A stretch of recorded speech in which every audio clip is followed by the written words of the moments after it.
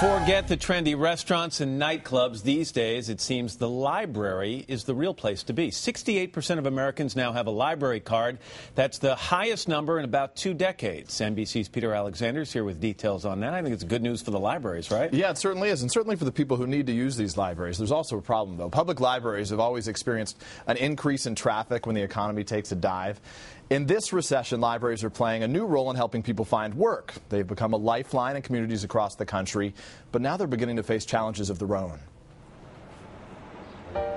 At the Germantown, Maryland Public Library, each morning there's a line of people waiting for the doors to open. The recession has caused traffic to skyrocket, 2,500 customers a day, up nearly 67% in the last year. And we have seen huge increases in the number of people who come into the building, who are using our public internet access, who are using our wireless services, who are using all of the services in the library. The demand for computers now so great it can often take an hour before one becomes available. For many who've recently lost their jobs, buying a computer is impossible. And those who have one often can no longer afford the internet at home. Blake Sims lost his job in April. He says he hasn't used a library since high school, but the lure of free services brought him back.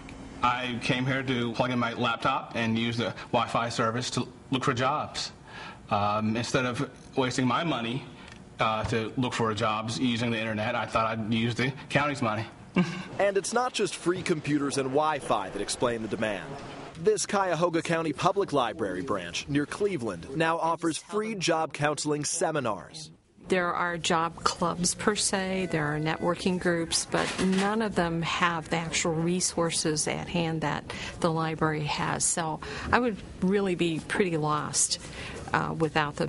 The New York Public Library recently opened what it calls Job Search Central, a facility exclusively designed to help the unemployed find work. Well, we're giving them what they need. If they need to write a resume in a new kind of way and online and then send it by email and don't know how to do that, we're giving workshops in resume writing and basic computer skills. Go ahead and type in your PIN number. But as their customers' needs have changed, librarians have had to rapidly develop new skills. We have customers come in who have never used a computer. We then have to help them get into the website where the job is located, how they can apply, how to market themselves.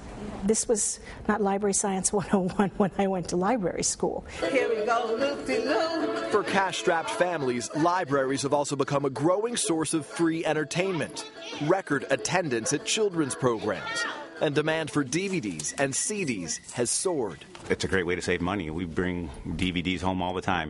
But with that demand, libraries have also witnessed a rise in short-tempered and angry patrons, many of them anxious about losing their jobs and their homes. As a result, libraries are teaching their staffs how to defuse potentially explosive situations.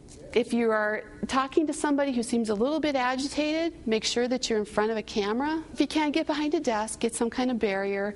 The recession has challenged libraries in other ways, too, as local governments slash budgets.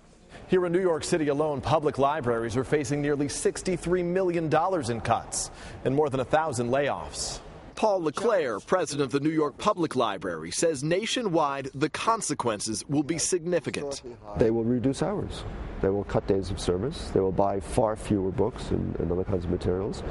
They will not be able to keep their IT systems up to date. Librarians say that's particularly worrisome, with summer only weeks away and even bigger crowds expected.